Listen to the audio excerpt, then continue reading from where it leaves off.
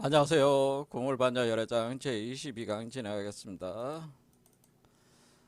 오늘도 의상조사의 화합일순 복귀도 지난 영상에 이어서 계속 초발심시 변정각 생사열반 상공화 이사명연 무분별 내용들을 보겠는데요. 초발심시 변정각이라고 하는 것은 결국에는 우리가 그 본래 면목으로서 내가 우주의 주인으로서의 법신불로 있을 때는 이 상태를 본각이라고 합니다. 대승귀신론에서. 그래서 우리가 불각의 상태 빠지는 거죠. 그러니까 중생은 이제는 그 무지의 상태, 그러니까 무명의 상태로 들어가서 깨달음을 잃어버렸다는 거죠. 그 불각 상태에 들어갈 때 이제 유전연기 작동이 된다고 하는 겁니다. 그런데 그 중생의 몸에 그 법성, 그 법신불의 본각의 씨앗이 심어지는 거죠. 심어져 있기 때문에 이것이 열애장이라고 하는 것이고, 이것을 활성화시키는 것이 시각이다라고. 그럴 때 환멸 연기가 진행된다. 이때 시각을 일으킬 때 요거를 초발심을 일으키는 것이다.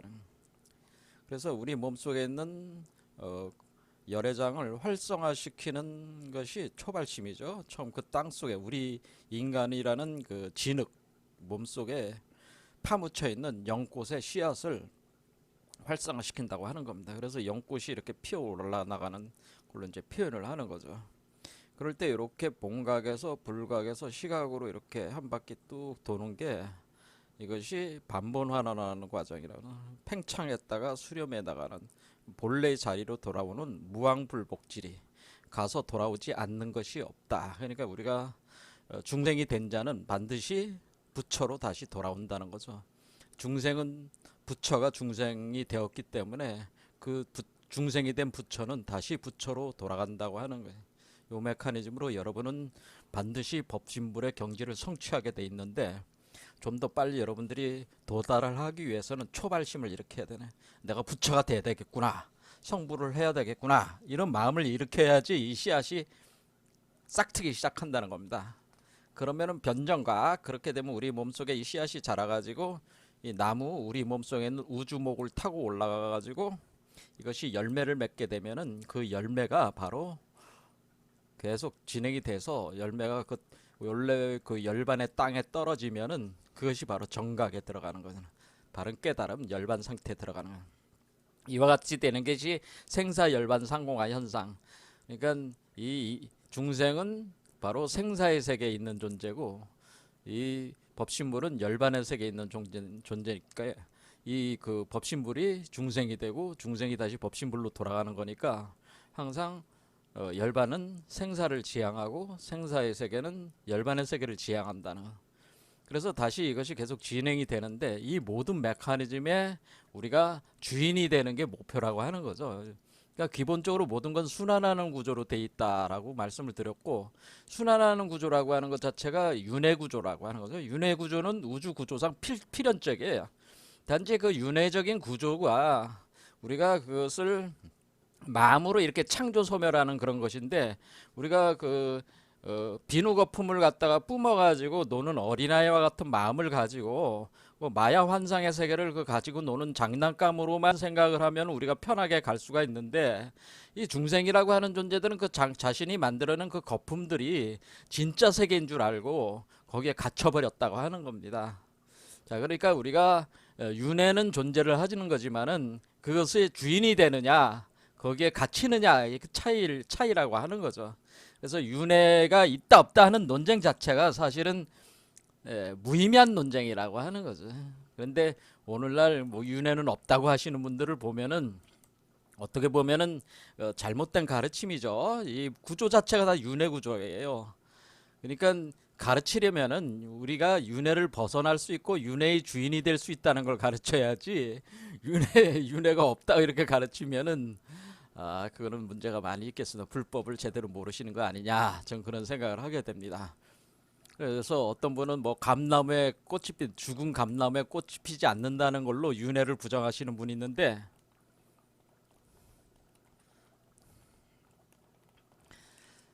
이런 책을 쓰신 분이 계시더라고요. 그래서 제가 한번 읽어봤는데 이분도 이제는 잘못 이해를 하신 거예요. 왜냐면은 이 죽은 나무에 감나무에 꽃을 피우게 만드는 게 그게 성부라는 거거든요. 죽어가는 나무에 꽃을 피우고 열매 맺게 하는 게 성불 과정입니다. 그런데 죽은 감나무에 꽃이 피지 않는다. 그러니까 죽은 감나무야. 그러니까 이걸 어떻게 하는 거냐면은 죽은 감나무라고 하는 것은 돌감나무라고. 기독교적인 시기는 돌감람나무라고 합니다. 그런데 여기다가 뭘 붙여요? 참 감람나무를 접붙인다라고 하는 거야. 자, 그러면 돌감람나무가 죽은 감나무인데 참 감람나무를 접을 붙이면은 이 죽은 감나무가 다시 참 감람나무로 다시 살아난단 말이에요. 돌감람나무. 그러니까 감람나무를 감나무로 번역을 하는 겁니다. 이 번역을 보면은 여기선 그런 얘기를 하진 않지만은 우리 이제는 여기 기독교 성경을 보면은 감나무가 감람나무로 이제 표현을 하는 거니까 감람나무가 참 감람나무로 변하기 시작하면서 꽃이 피게 되는 겁니다. 그래서 열매 맺게 되는 거기 때문에 죽은 감람에 꽃이 피지 않는다. 물론 좋은 뭐 화두로 자기는 제시했는지 모르겠지만 이것 자체가 잘못된 이치. 그래서 원래 인간이 부처가 된다고 하는 것은 우리가 중생이라고 하는 죽어가는 존재, 죽은 돌감나무 같은 존재에 부처의 그 가지를 붙여가지고 부처가 태어날 수 있는 그 가지를 붙이는 게 이거를 씨앗을 활성화시키는 게 가지 붙이는 거예요. 그럼 이렇게 하면은 요걸 통해서 이걸 다시 이 나무를 살려내는 거죠. 살려내서 꽃을 피우게 만드는 거죠. 그렇게 해서 성불하는 겁니다. 그러니까 이게 윤회 구조를 사실 이용을 하는 거예요. 윤회 구조를 이용해서 제가 설명을 나중에 말씀드린 이사명현 무분별 현상이라는 것 자체가 윤회 구조를 이용해서 성불하는 과정이란 말이에요. 사실은 윤회가 무의미한 게 아니고 윤회 메카니즘 이사명현 무분별이라는 요 말 자체가 명이라는 말 자체가 죽음의 세계라는 뜻이란 말이에요. 우리가 죽었다가 다시 태어나는 환생의 과정에서 성불한다고 하는 거예요. 환생 과정을 이용해서 그래서 성불한다는 메커니즘이에요. 이게 이사명의 무분별이 요게 그러니까 이분도 굉장히 뭐 잘못 이해를 하시고 있다라고. 그러니까 이게 보통 그 세상에서 그저 스님들이 공부들이 굉장히 편중돼 있어요. 그 공론 같은 거 그러니까 뭐 중간학을 뭐 제대로 아시는 것들도 아니지만은 공부가 편협하다고 하는 공부가 부족하다고 하는 겁니다. 그래서 제가 지난 시간에 절 속에 들어가서 나름대로 공부를 하면서 거들먹거리는 스님들이 출가 스님들이 제가에서 공부하시는 분들보다 수준들이 많이 떨어지고 있다라고 하는 거를 에 대해서 말씀드리면서 제가 비판적으로 제가 하는 거는 사실이 그렇기 때문에 그래. 출가생들이 제가 신자들보다 수준이 많이 떨어지고 있습니다. 지금 현재. 자, 그래서 출가생들이 상당히 조심해야 됩니다. 왜냐면은 제가에서 공부하시는 분들이 수준이 높기 때문에 어리석은 얘기들을 하게 되면은 진짜 공부가 된 사람들을 볼 때는 황당한 얘기를 하는 걸로 금방 파악이 되죠. 그러니까 함부로 그거를 그런 식으로 얘기를 하시면 안 된다 이거죠. 윤회는 없다 뭐 이런 식으로 함부로 이렇게 입에 그러니까 신중하게 말을 뱉을 때는 신중하게 뱉으시라 그런 얘기입니다. 자, 그래서 초발심시 변정각에 대해서 여기서 이제는 우리가 초발심 공덕품 바로 그 화엄경에 나와 있는 법회보살이 제석천에게 이제는 도리천에서 수미산 정상에 있는 도리천에서 거기가 인드라 천신이 거기서 우주 황제로 군림하고 있기 때문에 제석천에게 이제는 설명을 하는 내용이 초발심 공덕품이죠. 그것을 읽어보면서 지금 했습니다. 자, 그래서 읽어보겠습니다. 다시 또 반복해서 계속 반복해서 공부를 해서 지혜를 다 갈고 닦아야 돼. 반야지를 획득을 해야지 여러분들이 불법을 아는 거예요. 이거 불교라고 하는 거는 어떤 신을 섬기는 게 아니요. 불교라고 하는 건 뭐야? 불법은 자기 내재되어 있는 그 본래 면목의 원래 본래의 지혜를 격발시켜가지고 여러분들이 자신의 그 자등명한다고 하는 거예요. 자기 스스로 등불을 밝힌다고 하는 건 뭐예요? 법등명, 자등명 한다고 하는 것은 자기의 지혜의 빛을 자기 안에다가 스스로 비춰가지고 깨닫는 거죠. 그게 그렇게 함으로써 자신의 그 본각을 성취하는 것이기 때문에 누군가를 그 신앙하는 게 아니잖아요. 그게 그 지혜의 성취의 과정이란 말이에요. 지혜의 빛을 통해서 지혜를 성취를 해서 이 우주의 남김없는 우주의 그 이치를 깨달음을 통해서 부처가 되는 것이 그것이 바른 수행법이라고 하는 거예요. 그러니까 우리 불교 수행에서 가장 중요한 수행은 뭐예요? 반야 수행, 반야바라밀 수행이죠. 반야바라밀. 반야바라밀의 반야가 뭐래? 반야라고 하는 게 지혜잖아요. 지혜. 그러니까 지혜 증진 수행법이 가장 중요하다고 하는. 지혜를 증진시키려면 많이 듣고 불법에 대해서 많이 공부하고 또 깊이 생각을 하고 그러면 이 지혜에 대해서 우리가 깊이 숙고한 거를 바라밀은 우리 몸속에서 이 법성의 씨앗을 싹 틔워서 열매 맺는 과정을 한다는 이 수행법이야. 바라밀은 우리가 10바라밀 그래서 1부터 10까지 가는 걸 10바라밀이고 1부터 6까지 도달하는 건 6바라밀.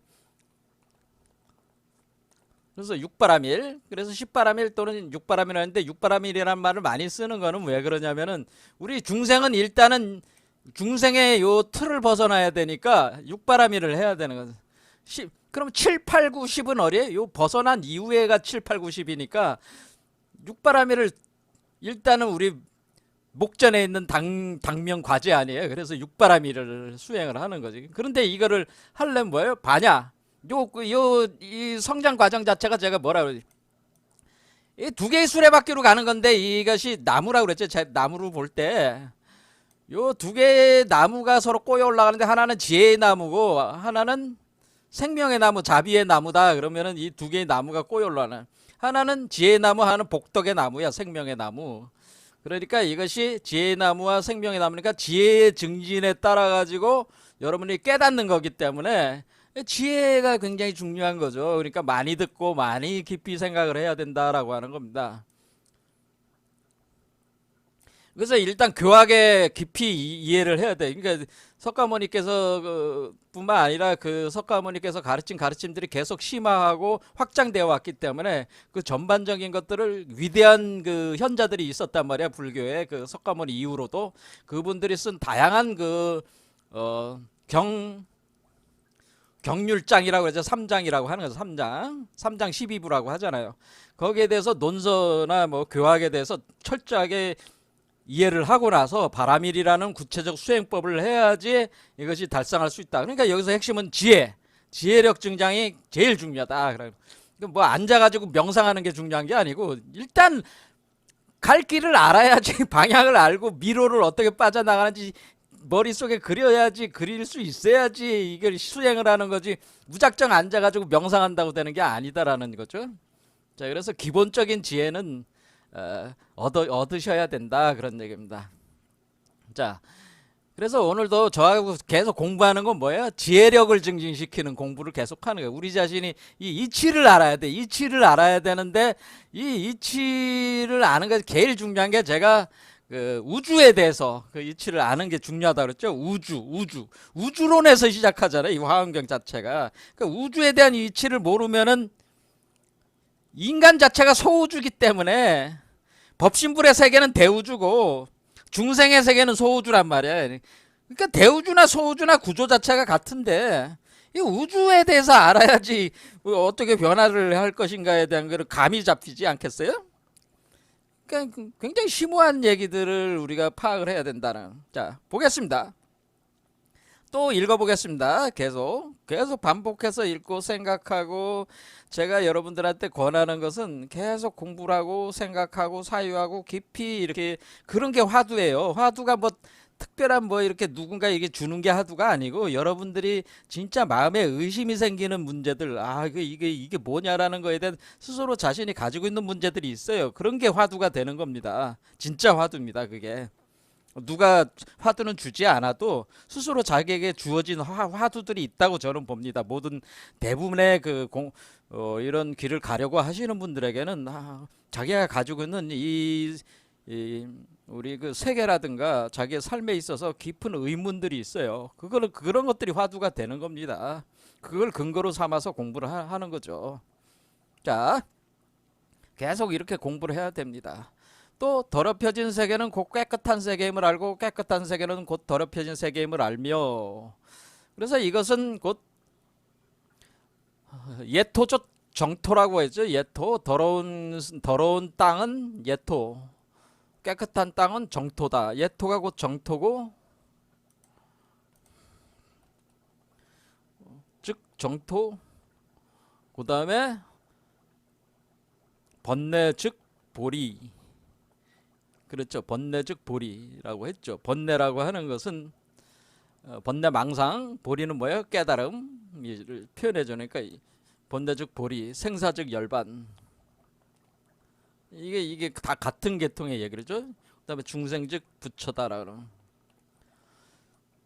이것이 바로 유마경에서 얘기하는 불이 사상이라고 하는, 불이 대승불교의 가장 중요한 사유체계 중에 하나가 유마경의 불이 사상이라고 하는, 불이 두 개가 아니다라는 뜻이죠. 둘이 아니다. 둘이 아니다라는 건 뭐야? 두 개가, 예토와 정토가 두 개가 아니다. 구분되는 게 아니다. 번뇌 보리가 둘이 아니다라는 거죠. 항상 하나이면서 두 개라는 뜻이. 그래서 사실 불이에다 하나 더 나면은 불이 비불이 이렇게 돼요. 비불이. 불이 비불이. 얘네는 비불이 하면 비불이는 뭐예요? 둘이 아닌 것도 아니다라는 뜻이죠. 둘이 아니지만은 둘이 아닌 것도 아니야. 이거로 가는 거죠, 결국에는. 그렇죠. 우리가 예토주 정토지만은 또 예토와 정토가 구분이 또 되는 거잖아. 그러니까 둘이 아니지만은 또 둘이야. 그러니까 이게 대승사상이란 말이야. 그러니까 우리가 둘이 아닌 거는 상승하는 과정이 둘이 아닌 거가 되는 과정. 그러니까 우리가 무이상, 그러니까 둘이 아닌 거잖아요. 둘이 아닌 걸로 가는 거라면, 원래 둘이 아니었는데 둘로 나온 거는 비불이로 나온 거니까 상승은 불이, 하강은 비불이. 그렇죠. 내려올 때는 분명히 부처와 중생이 구분이 되잖아요. 그렇죠. 그러니까 불이와 비불이 이렇게 계속 가는 게 이게 이제 유마경 대승사상이라고 볼 수. 이거를 갖다가 이제는 우리가 역학적 체계로 우리가 이해를 해보자라고 하는 겁니다. 역학. 우리가 이제는 동양 철학에서 이제는 유불선 3도를 합의를 시키는 공부를 해야 되는데, 궁극적으로는 삼교 합일 공부를 해야 되는데, 여기서 제일 중요한 게 뭐냐면은 우리가 불도라고 하는 것은, 지금 사상은 뭐예요? 이 불도 사상은, 불교 사상은 지금 세 가지였죠. 지금까지 우리가 본 거는 뭐예요? 중관학, 중관. 그러니까 중관은 뭐예요? 중관은 공성연기 사상이라는 거. 그렇죠? 중관. 이게 중관 사상이란 말이에요. 그 다음에 뭐가 있어요? 그 다음에 유식사상. 유식사상은 뭐예요? 일체유심조죠. 모든 것은 다 마음으로 지어지는 거예요. 이걸 딱 외워요. 그 다음에 또 뭐가 있었어요? 세 번째는 우리가 지금 열애장 사상의 기초에서 이걸 통합을 해서 하기 위해서 통합을 하는 거 아니에요, 지금. 그래서 이게 중간 유식은 통합이 돼 있단 말이야. 그래서 중간 유식이라고 하는 거예요. 중간 유식과 유식이 되면은 중간 유식 기초에서 열애장이 또 합해 나가야 돼. 그러니까 요게 이제 불교 사상의 가장 세 가지 분야, 이렇게 볼 수가 있습니다. 자, 그런데 우리가 이때에 우리가 공성연기와 일체유심조라고 하는 이런 것들이 대개 불교에서는 뭐야? 언어로 다 설명을 하고 있죠. 언어로. 그러니까 산스크리트어라든가 뭐 인도에서 쓰는 다양한 팔리어 같은 경우는 다 언어로 이렇게 그냥 구구절절하게 이렇게 설명하는 방식이고, 한자를 쓰는 경우는 뭐 거의 직관적으로 이렇게 접근하는 게, 선종에서 이게 직관적으로 이렇게 탁탁 짚어서 나가는 것이 선종 계열의 언어 사용법인데, 어쨌든 이 언어를 가지고 계속 설명을 한단 말이에요. 설명을 뭐 오도송이든지 열반송이든지 뭐 지어가지고 계속 뭐 선시를 짓든가 해가지고 뭔가 설명을 하기는 해요. 그런데 이거는 그런 식으로 언어를 가지고 설명하는 체계, 이게 하나의 철학적 사유 체계인데, 우리가 이제 유도나 우리 원래 중국에 있어도 발전해 왔던 거는 뭐 역학적 체계라고 하는 것이 있어요. 역학.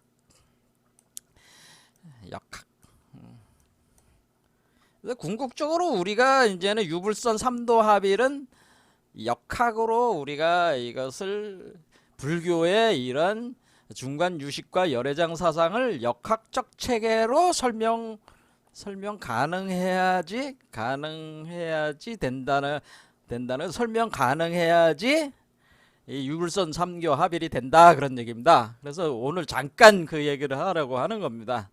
자, 그럼 우리가 동양 역학적 체계, 그러니까 우리가 불교 말고 불교의 이런 공성연기론이나 일체 유심조 사상이나 이런 것들이 역학적 체계에 이미 다 있어요.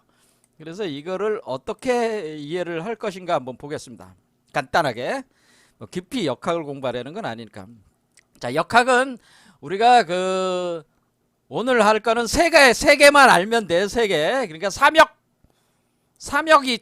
이론이라는 게 있습니다. 삼역 팔계론이라는 게 있습니다. 여러분이 이런 팔계라는 말에서 뭐가 머리에 딱 떠올라요? 그 우리가 지금 여기에 있는 그 모든 그 각각의 우주에서 요 열애장에 해당되는 것이 항상 씨앗. 요 씨앗이 제가 항상 아레아식이라고 얘기했는데, 이 유식 개념으로는 아레아식인데, 이걸 뭐래? 팔아레아식이라고 그러죠. 아레아식인데 이름을 뭐라고 그러죠? 제8식. 이것을 제8식, 숫자로는 제8식이라고 한다라고 했어요. 자, 제8식이 아레아식입니다 하면서 제가 이것이 아레아식 종자입니다 할 때 이때 8이라는 말이 나왔잖아요. 그러니까 이 제8 아레아식 종자라고 하는 것은 모든 우주의 그 내용성이 여기에 다 정보가 저장이 돼 있다고 하는 거죠. 모든 걸 저장돼 있다. 그럴 때 요 8식이란 말을 썼죠. 요 8이라는 말이 요 8개 8이라는 말과 같은 개념이다, 이렇게 이해하시면 된다는 겁니다. 자, 그러면 우리는 이제 이것이 8개인데 3개 상변 단계로 간다라고 하는. 자, 그러면 우리가 선천복귀 8개, 후천문항 8개, 정역 일부 8개라고 하는 것은, 이거는 뭐냐면은 요걸 가져다가 요거는 어떻게 이해하시면 되냐면은 여기 법신불의 3개가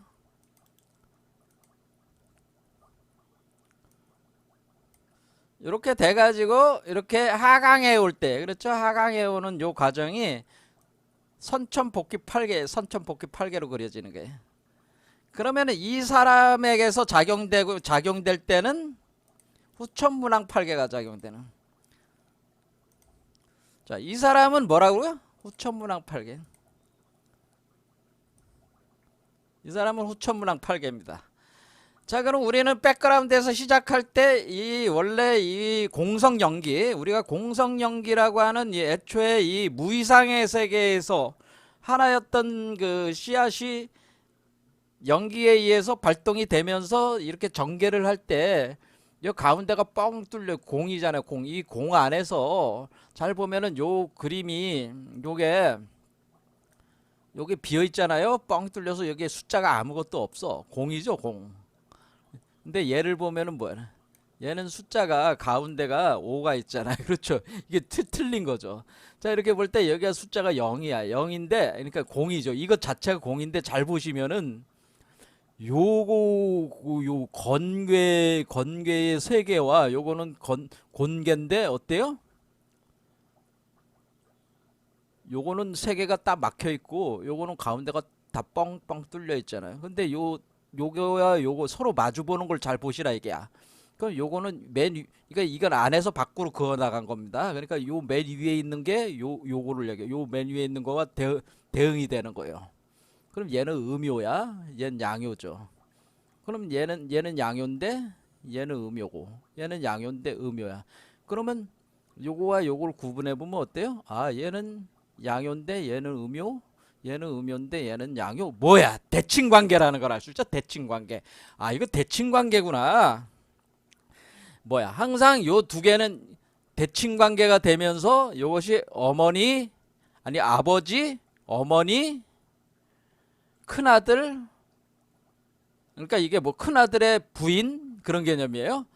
그 다음에 둘째 아들, 둘째 아들의 부인, 그 다음에 셋째 아들, 셋째 아들의 부인, 이런 식으로 서로 대칭 관계가 돼 있다고 하는 거예요. 대칭 구조로 돼 있다고 하는 걸 알 수가 있어요. 그러니까 원래 이거는 무이상의 대칭 구조라는 게 연기라는 게 뭐였어요? 연기는 이것이 생하면 저것이 생하고 이것이 없어지면 저것이 없어진다는 것이니까 이 서로 대칭 관계의 메커니즘을 얘기를 한 겁니다. 이해가 되시죠? 연기론이라고 하는 그 개념 자체가 대칭 메커니즘이란 말이에요. 서로 마주보는 것들의 대칭 관계란 말이에요.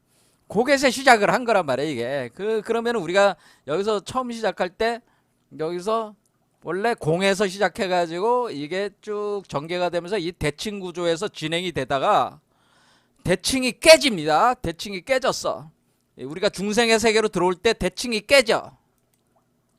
자, 보니까 서로 요거는 대칭인 관계인데 요거는 대칭 관계가 아니죠. 그렇죠? 얘는 여기가 양인데 여기도 양이잖아요. 그렇죠? 그러니까 이게 아니잖아요. 그렇죠? 얘는 여기가 음인데 여기도 음이잖아. 그러니까 이것도 아니잖아. 그러니까 이게 대칭 관계가 아니잖아. 그러니까 얘는 비대칭이야. 비대칭 된 거야. 자, 우리가 뭐냐면은 이 역학에서는 이 대칭 관계가 깨지는 현상, 이것이 바로 우리가 번뇌망상이 생기는 현상으로 보는 거예요. 이 대칭 구조가 완전히 딱 구조가 있으면 번뇌망상이 없어. 상대방이 있는 투영된 거울상이 그대로 나한테 다 투영이 되는 거니까 아무 문제 없어. 근데 비대칭은 뭐예요? 거울인데 상대방이 이그러져 가지고 투영이 돼서 들어온단 말이에요.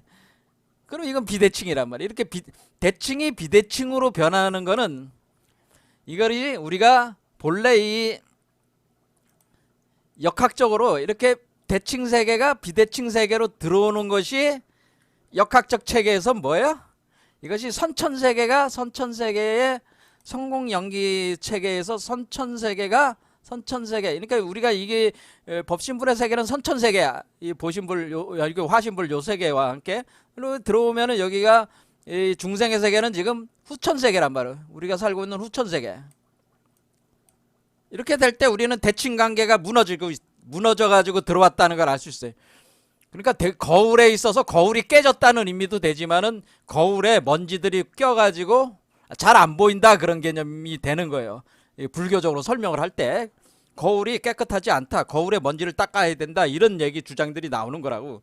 근데 이것이 운행이 돼가지고 근데 선천이 메커니즘이 돌아가지고 후천으로 깨져 들어온 거란 말이야. 이 얘기 아시겠죠? 자, 우리가 선천은 그러니까 이거는 우리가 열반의 세계인데 열반의 세계는 선천 세계인데 후천 세계로 들어올 때 우리가 생사의 세계로 들어오면서 이 생사의 세계가 생긴 거는 대칭 구조가 깨지는 거에서 들어오는 거예요. 자, 그러면 이런 그럼 세 번째 정역 일부 팔계. 그래서 우리가 이 규정을 할 때 우리가 이것을 선천복귀 팔계고 이거는 후천문항 팔계고, 그런데 이것이 다시 돌아가는 거잖아요. 돌아가는 거니까 정역이로 이래. 정각으로 가야 돼. 정각이 바로 정역하야. 정역이 바로 뭐예요? 정역이라는 말 자체가 정각의 이거는 정역이라는 게 뭐예요? 정역. 이 정역이라는 게 발을 정자 정각하는, 정각이 일어나는 세계라 이거죠. 이게 정각. 이게 똑같은 얘기다. 그렇죠. 이 정역. 이렇게 할 때 이 정역 일부 팔계가 요거란 말이야. 자, 그러면 얘는 뭐겠어요? 얘는 다시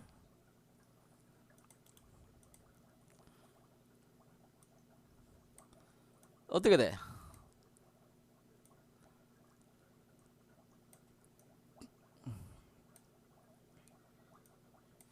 이렇게 돼가지고 자, 요렇게 돼 있는 거예요. 요렇게. 그러니까 요렇게 돼 있으니까 여기 보면은 요걸 빼봐. 그러면은 여러분들이 보시다시피 요것도 대칭 관계죠.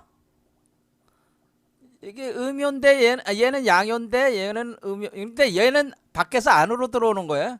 밖에서 안으로 들어오는 거예요. 그러니까 얘는 대칭이면서 팽창하는 개념이고 팽창.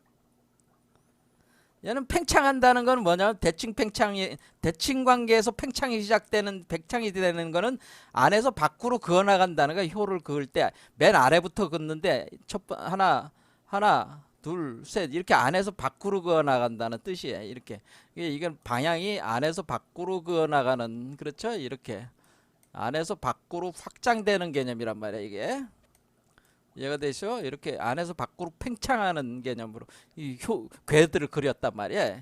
그럼 얘는 거꾸로 밖에서 안으로 들어오는 개념이라. 밖에서 안으로. 자, 밖에서 안으로 들어오는데 얘도 가운데는 아무것도 없어요. 여기, 그렇죠? 공이란 말이야. 다시 공으로 돌아오는 거라. 공. 그러니까 얘는 공으로 들어오는 거죠. 이렇게 해서 공으로 들어올 때 얘는 대칭 관계죠. 여기도 완전히 대칭 관계가 된단 말이에요. 구조가. 자, 그래서 우리가 얘로 대칭했다가 비대칭했다가 다시 대칭으로 들어오는데 이때 대칭은 수축이 되는 거죠. 수축. 네, 수렴. 그렇죠. 수렴에 들어오는 거죠. 그러니까 지금 제가 말씀드릴 때 이 원래 선천세계가 이렇게 확장되면서 우주가 팽창한다고 그랬잖아요. 이 우주가 그러니까 제가 얘기할 때 요 내려가는 건 팽창 과정이라고 얘기해서 팽창. 그렇죠. 여기 팽창이라 팽창. 그런데 요거는 수렴이라고 그랬죠. 수렴. 그게 그대로 있는 거죠. 그렇죠. 그러면 얘는 그럼 이렇게 들어오면 얘는 그러니까 얘는 그 선천, 후천, 그다음에 얘를 뭐라 그랬어요? 얘는 원천으로 다시 들어가는 원천. 얘로 다시 돌아가는 거란 말이에요. 얘 법신불 세계로 다시 들어가는 게 이거란 말이에요. 그러니까 이런 식으로 전개가 된단 말이에요. 그럴 때 우리가 이 씨앗을 여기 있는 이 씨앗에 해당되는 게 뭐냐면은 요 씨앗을 표현해 주는 게 바로 건계란 말이에요. 건계. 그래서 얘가 여기 육권에 요게 바로 요 육권이라고 하는 요게 우리 몸에 심어진 열애장입니다. 이게 우리 몸에 심어진 부처 씨앗이 바로 요 육권을 얘기하는 겁니다. 우리 그러니까 중생 몸에 심어진, 그리고 요 아래쪽에 심어진다는 걸 알 수 있죠. 심어져 가지고 여기 안에 딱 들어오는 거야. 그래서 여기 이렇게 흘러가는 거니까. 여기 우리 중생의 몸에 땅에 떨어져 가지고 여기 몸속에 여기로 딱 들어오는 게 감계란 말이에요. 이렇게 딱 임신이 된다는 뜻이에요. 여기서 포태가 됐다라고 하는 거예요. 요 씨앗이 들어와서 포태가 됐다. 자, 이렇게 되는 겁니다. 그런데 이거는 결국 나무로 보면은 어떻게 되는 거냐면 이렇게 돼 가지고 여기 땅에다가 여기 안에 씨앗이 돼 가지고 이렇게 올라 가지고 열매를 맺고 다시 요 씨앗으로 다시 돌아가는 거야. 그러니까 여기선 건이 요게 있죠. 건이 위에 있고 요거는 건이 밑에 있단 말이에요. 이렇게. 자, 요것이 이제 다 의미가 있는 건데 요 선천의 건은 어떻게 되는데 요 건은 여기 있어. 그러니 요거는 곤이라는 게 공을 우리가 여기서 불교에서 공을 얘기할 때 팔곤을 얘기하는 이 곤을 얘기하는 겁니다. 이 곤 속에서 나왔잖아 지금. 그렇죠. 건이. 그러니까 이렇게 나무가 자라가지고 이렇게 나가는 팽창이란 말이에요. 그런데 얘는 뭐예요? 얘는 곤이 여기 있고 건이 거꾸로 뒤집혀 있어. 그러니까 얘는 뭐야? 땅 속으로 씨앗이 다시 들어가는 형상이 이거란 얘기죠. 그러니까 얘는 땅 속에서 씨앗이 나오는 형상이고 얘는 다시 땅 속으로 씨앗이 들어가는 형상이야. 그러니까 무슨 말인지 아시겠죠? 그러니까 얘가 선천팔계는 땅 속에서 씨앗이 나와가지고 그러니까 나온 데는 나무가 자라가지고 비대칭을 일으키면서 그 땅 속에 나와가지고 자라가지고 또 땅에 다시 떨어진데 이 사람 몸으로 떨어지는 거죠. 떨어져가지고 그 씨앗이 심어졌어. 그리고 요 씨앗이 다시 자라가지고 쭉 올라가는데 이것은 땅 속으로 나가는 게 아니라 요 땅 속으로, 그죠? 요 땅 속으로 딱 들어가는 거예요. 이게 공 속으로 들어가는 거죠. 공 속으로 들어가는 거죠. 이렇게. 그러니까 이게 이런 식으로 이제는 전개가 돼 있다고 하는 겁니다. 그러니까 이것을 그러니까 우리가 여기에 있어서 요 곤과 요 건은 요거를 얘기하는 요 곤 안에서 예, 요것이 팽창을 일으키면서 이렇게 나오는 거를 보여내 주는 게 선천복귀팔계고요. 그다음에 요게 중생에 와가지고 몸속에 씨앗이 들어온 것이고, 그다음에 요것이 다시 자라가지고 돌아가는데 열매를 맺어가지고 요 땅 속으로 다시 땅 속으로 들어간 거죠. 그러니까 얘는 땅 속에서 나온 걸 표현하는 거고, 그러니까 그러니까 그러니까 이 얘기는 뭐냐면 요 법신불의 세계에서 요 씨앗이 땅 속에 있다가 터져 나가는 것이 이것이요. 요 원천계는 요 나무가 상승하는 나무가 자라가지고 열매를 맺어서 다시 땅 속으로, 그러니까 얘는 나가는 것이요. 얘는 뭐예요? 들어오는 것이라는 거죠. 얘는 씨앗이 나가는 것이고, 얘는 뭐예요? 그러니까 얘는 씨앗이 나가서 이렇게 내려가는 거고, 얘는 뭐예요? 씨앗이 이렇게 들어오는 거, 다시 들어오는 거, 땅 속으로 들어오는 거예요. 그래서 얘가 땅 속에서 나갔다가 땅 속으로 다시 들어오는 거란 말이에요. 그러니까 이게 여기로 가는 건 이 법신불의 세계의 그 요 땅 속으로 해서 나오고 이 땅 속으로 다시 들어가는 거를 표현한 거예요. 이게 쭉 과정이. 그래서 제가 나무를 이거를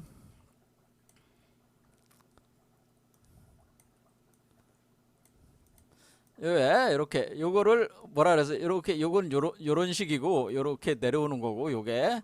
자, 그래서 우리가 선천팔계에서 후천팔계 이렇게 요게 요거고, 후천팔계에서 다시 원천팔계로 요게 가는 거는 이렇게 가는 것이다라고 해요.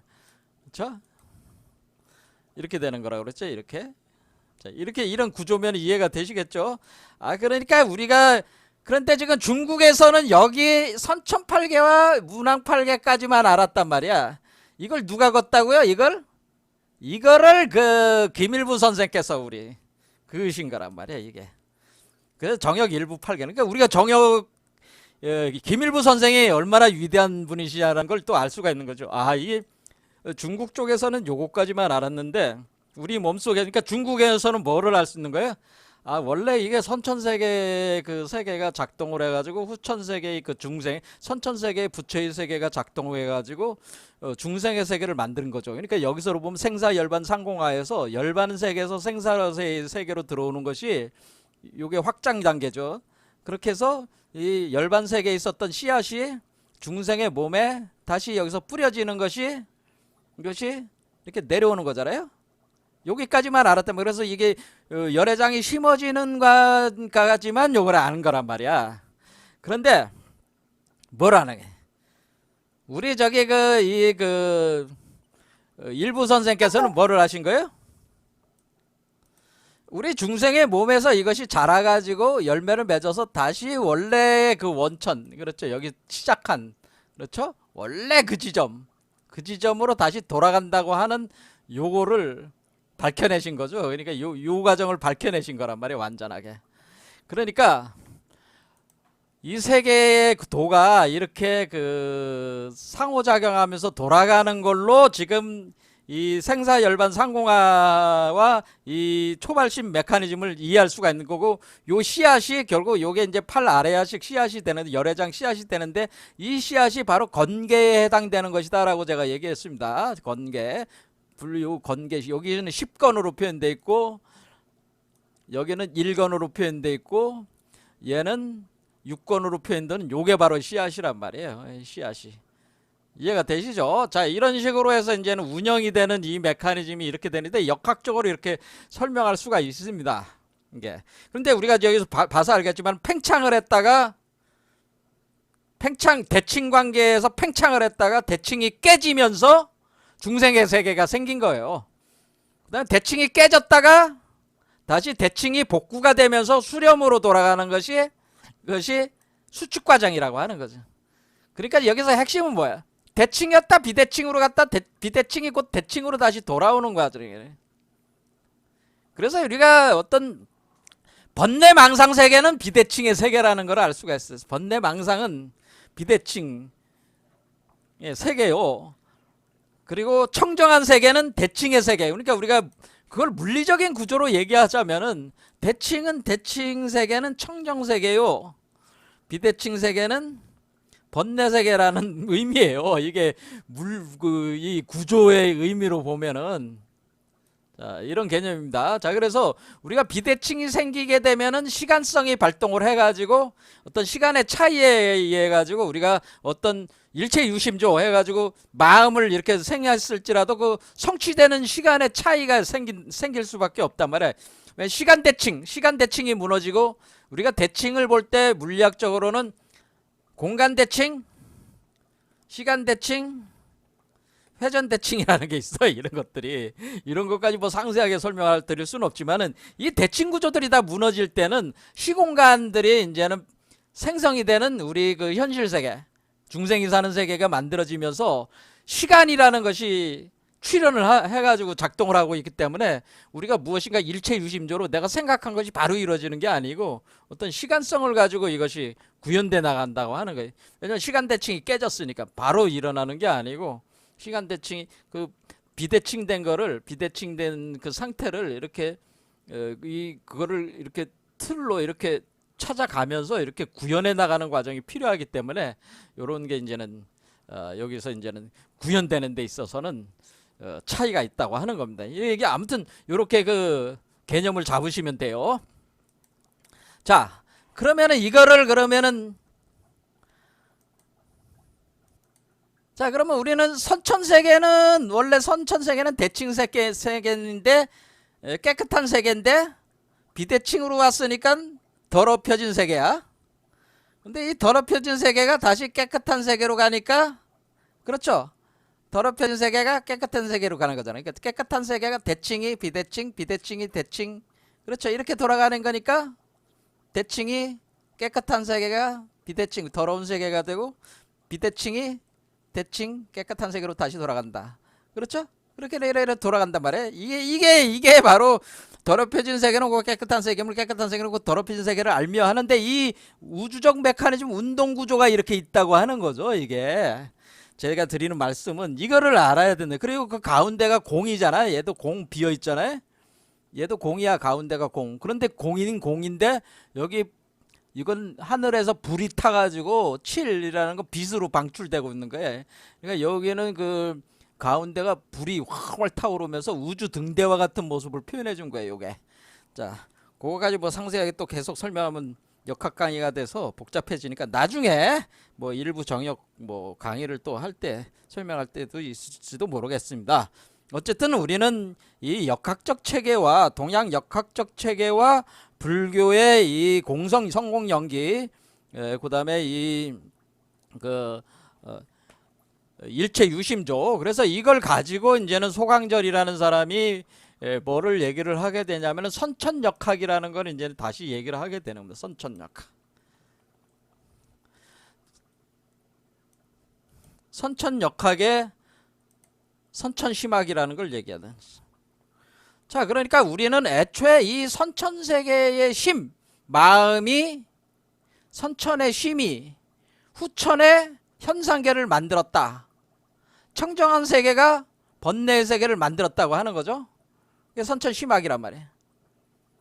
그래서 다시 선천심학으로 다시 돌아가. 그러니까 이 소강절은 뭐예요? 이걸 몰랐단 말이에요. 소강절은 이게 일부 팔계가 있는 걸 몰랐죠. 그 모르는 사람 입장에서는 이것이 다시 돌아가는구나 이렇게만 알고 있었기 때문에 이것이 선천심학. 그러니까 이것은 요 세계는 심의 세계요. 요 세계는 현상 세계니까 중생에서 현상 세계니까 결국에는 이 선천세계 이 깨끗한 마음이 더러운 세계를 만들게 됐고, 그렇죠? 더러운 마음으로 변해가지고 비대칭이 돼가지고 만들어졌고, 더러운 마음이 깨끗한 마음으로 바뀌면서 깨끗한 세계가 또 출현을 한다고 하는 거죠. 이렇게 출현을 이렇게 해나갈 때에 이것을 선천심학, 선천역학이다 이렇게 얘기를 했다고 하는 거죠. 그런데 우리는 지금 뭐를 할 수 있는데 일부 선생은 뭘 찾아낸 거예요? 이걸 찾아냈기 때문에 그 과정을 좀 더 상세하게 우리는 이해할 수가 있습니다. 일부의 정역 8개를 통해 가지고 자, 이런 개념이 있다라고 하는 거죠. 그래서 이거 그러면 우리가 이 성공 연기와 일체 유심조가 사실은 이 역학적 체계와 어우러져 가지고 이걸 다 설명할 수가 있어요. 법칙적으로, 역학적 법칙으로. 자, 오늘 여기까지 하고요. 역학 체계는 여기까지 하고, 그 다음에 그러면은 하나의 털구멍 속에 일체의 세계가 있다. 이 얘기를 이제는 오늘 하려고 원래 했는 건데 시간이 많이 흘러갔습니다. 역학적 체계와, 그러니까 제가 지금 드린 말씀은 역학적 체계를 다 알라는 게 아니고, 아, 이게 이렇게 되는 거구나. 이게 그러니까 하나의, 우리가 여러분들이 뭐 하늘에서 뚝딱 그냥 떨어진 게 아니고, 원래 이 불교에서 얘기하는 이 광대하고 심오한 체계가 이런 거구나. 한번 느껴보시라고 제가 설명을 한 겁니다. 역학적 체계로 설명을 한 거예요. 그러니까 여러분들이 부처에서 시작을 해가지고 지금 중생이 된 거고, 이제 중생이 다시 부처로 돌아가는 거예요. 그러니까 부처로 다시 돌아가는 그 과정, 그렇죠. 지금 우리가 공부를 하고 있는 겁니다. 이렇게 할 때 우리가 여기서 지금 읽어본 거에서 뭐예요? 하나의 털구멍 속에서 일체의 세계가 있고, 일체의 세계 속에 일체의 털구멍의 성질을 알고, 하나의 세계로부터 일체의 세계가 생하는 것을 알고, 일체의 세계는 흡사 허공과 같음을 안다.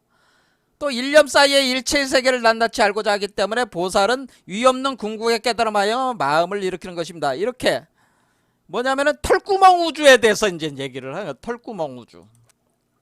털구멍 우주라는 게 뭐냐는 거예요. 털구멍 우주. 조금만 생각해보면 이치는 알 수가 있어요. 근데 털구멍 우주에 대해서 우리가 지금 여기서 허공이라는 얘기가 나왔지만은, 우리가 보통 이 공성에 대해서 우리가 파악을 할 때, 공성 연기론으로 공성을 파악할 때 이걸 형식 논리적으로 분별지를 이용해서 형식 논리학적으로 이것을 그것이 이제 삼론종이라고 하는데, 이 삼론종 체계로 중간학을 전개를 한다. 이때 이것은 뭐냐면 공을 파악하기 위한 논리학이라고 하는 거예요. 우리가 공이 무엇이냐라는 이해를 하기 위한 논리학인데, 이것은 형식 논리학을 동원하는데, 이 형식 논리학이라고 하는 것은 근본적으로 분별지를 사용하는 논리학이기 때문에 한계가 있을 수밖에 없습니다. 근데 이거 분별지를 가지고, 그러니까 원래 무이상의 세계로 이상의 지식을 가지고, 그러니까 분별지, 그러니까 분별되지 않은 세계를 분별된 지식을 가지고 파악한다는 것이 형식 논리학적인 파악 방법이기 때문에 이건 한계가 있을 수밖에 없어요. 이거는 보통 얘기하기를 유가 있고, 반태제로서 무가 있고, 그다음에 유무에 대한 반태제로서 비유비무가 있고, 그 다음에 비유유, 비무에 대한 반태제로서 뭐냐면 비이, 비불이라고 하는 게 있습니다. 자, 그래서 이렇게 진행을 할 때 이렇게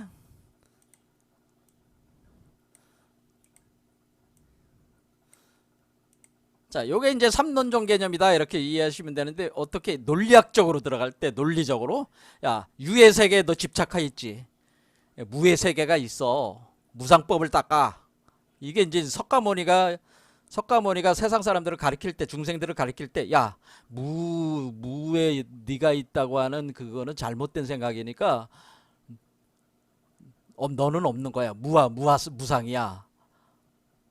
그걸 닦아야 돼. 무심법을 닦아야 돼. 이게 유무론이라는 거예요. 그랬더니만 사람들이 열심히 닦았잖아요. 돌을 닦다 보니까 석가모니가 돌아가시기 전에 열반경 할 때 거기 뭐라 그런 거예요? 야, 유의 세계를 버리고 무의 세계, 무를 닦으라고 내가 얘기했지만은, 사실상 따져가지고는 진정한 나가 있는 거야. 그러니까 원래 더러운 나로서의 유가 아니고, 또 지금 내가 계속 가르쳐 왔던 무가 아니고, 그런 뜻이에요. 비유비무. 그걸 가리킨, 뭔가가 영원한 법성이 있다, 이것이 상나가정하는 게 있다라고 이렇게 가르친 거예요. 자, 여기까지. 그러니까 요 유무는 평생 가르친 거고, 49년 동안 석가모니 가르친 거고, 유무 비유비무는 돌아가시기 전에 열반경에서 가르친 거다. 이게 가르친 거라는 거죠. 이거는 평생 49년 가르친 49년 설법한 내용이고. 근데 뭐를 알았냐면은 그 뒤에 이제 공부하시는 분들이 상당하정 열반에 들어서 우리가 법성의 세계를 구현을 한다고 해도 비유비무라는 건 뭐예요? 이 중도의 길을 가라는 얘기예요. 이때 비유비무를 가리킨 거는 중도, 이게 중도의 길이란 말이야. 이 중도를 가야 돼. 유도 아니고 무도 아니야, 이젠. 더러운 유도 아니고, 더러운 유를 벗어나라는 무도 아니고. 그래서 비유비무야. 진정한 유야, 이게. 그런 얘기. 그래서 진유다라는, 진유다 그렇게 가리키는 거죠. 그러니까 진하다, 진화가 있다. 그렇게 가는 거. 근데 그게 아니고 또 그렇게 가는 거예요. 그게 아니고 두 개가 아니지만은 또 두 개가 아닌 것도 아니야. 이렇게 또 가리키는 거예요. 무슨 말씀이냐? 비유비무는 뭐예요? 두 개가 아니다라는 걸 가리킨 거잖아요. 그래서 비인 것 같지만 그래서 두 개가 아니고 하나인 것 같지만 또 두 개야, 또 두 개야 하는 거는 뭐예요? 다시 하강의 길을 가리킨 거죠. 이것들은 뭐예요? 다시 열반 세계에 머무르지 말고 다시 뭐예요? 열반 세계에 머무르지 말고 생사로 들어가라. 생사 세계로 들어가라. 이걸 또 이제 가리키는 거야. 열반에 머물지 말고. 그러니까 이게 지금 이 논법 자체가 지금 어떻게 된 거예요? 유무는 49년간 가리킨 거예요. 유를 버리고 무상무화를 닦으라고 가리킨 거고, 돌아가시기 전에 열반경을 통해서 우리가 버리고자 하는 유가 그건 더러운 유인데, 예? 그것도 아니지만은 그것이 아닌 것도 또 아니기 없다는 것, 그런 것에서 진정한 나가 없다는 것도 아니다. 그래서 비무다. 그래서 내가 무를 가리켰지만은 그 내가 가리킨 그 무도 아니다라고 또 가리킨 것이 바로 이게 돌아가시기 전에 가리킨 중도론 상락아정법이고, 그래서 도달을 해가지고 열반에 왔어. 그런데 여기서 둘이 아니지만은 다시 또 둘이 있는 세계로 가야 되는 것이다. 이런 얘기죠. 그러면 뭐 어떻게 해? 여기는 표현법으로, 선법으로는 어떻게 표현되래? 산은 산이요, 물은 물이다라고 이렇게 하는데, 여기서 이제 어떻게 하네? 산은 산이 아니고 물은 물이 아니다 이렇게 하는 거죠. 산은 산이 아니고 물은 물이 아니다. 그런데 다시 보니까 산은 산이고 물은 물이더라. 요 비불이는 뭐예요? 산은 산이고 다시 물이다 이렇게 하는.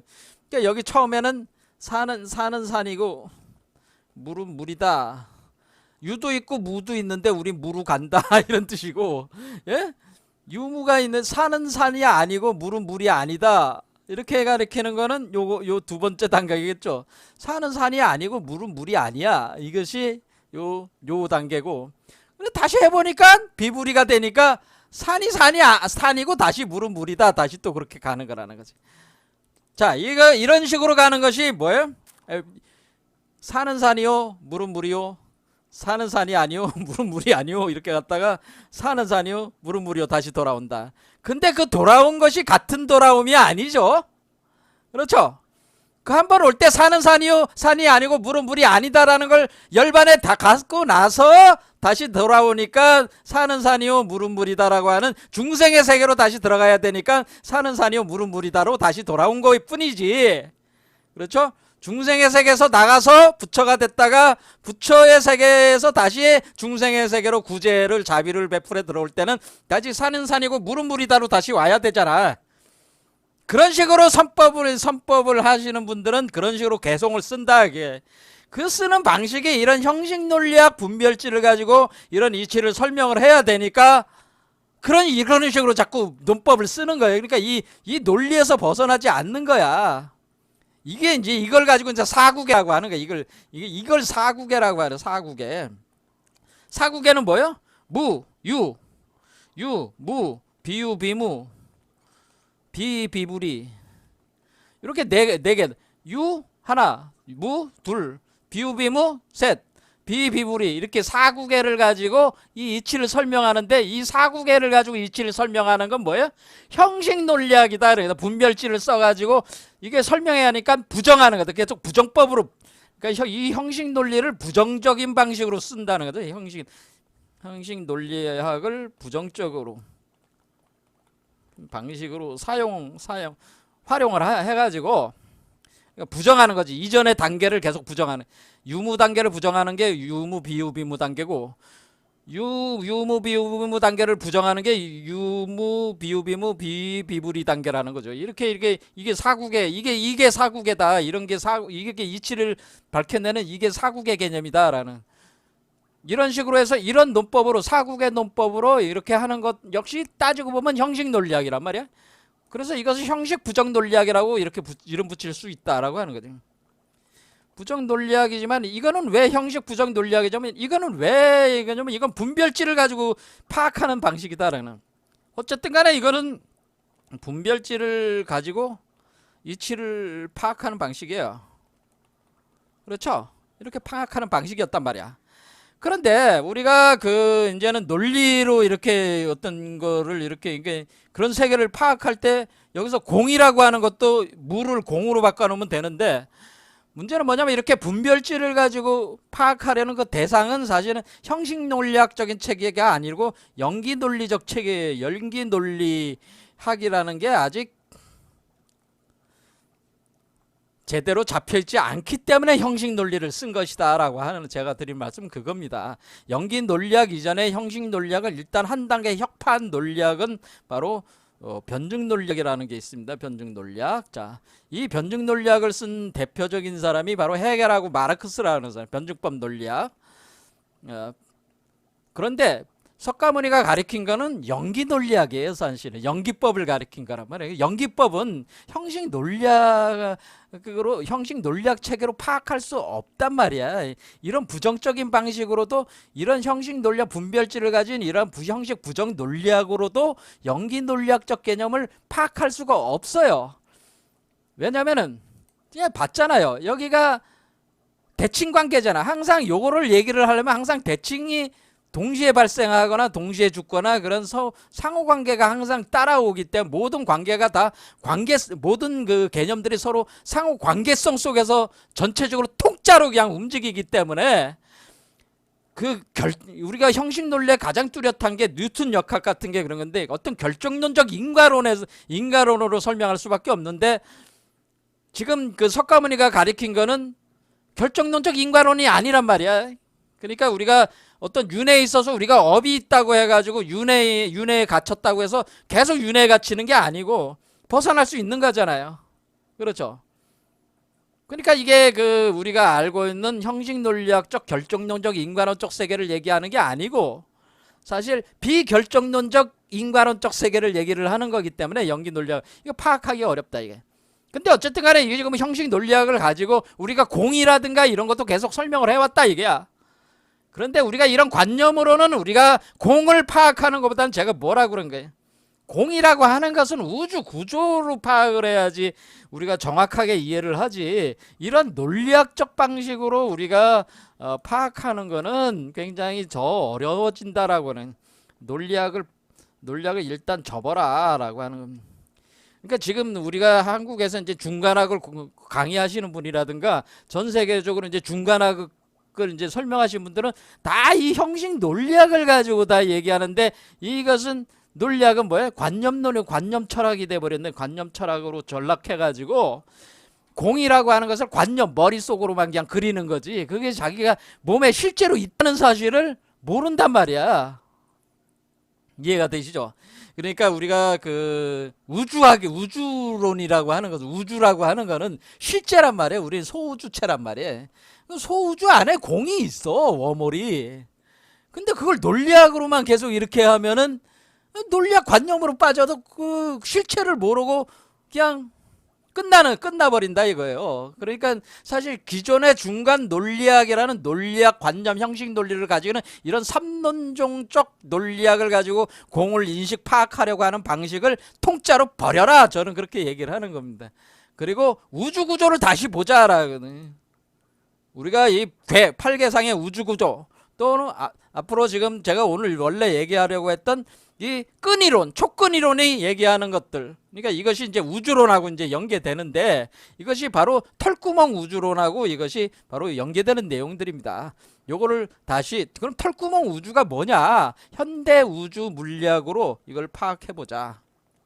여기서 우리는 공이라든가 그다음에 여기 털이 무엇인가, 구멍이 무엇인가 이런 것들을 다 파악할 수가 있다라고 하는. 그래서 다음 시간에 현대 우주 물리학으로 이걸 설명을 하겠습니다. 오늘 여기까지 하겠습니다. 감사합니다.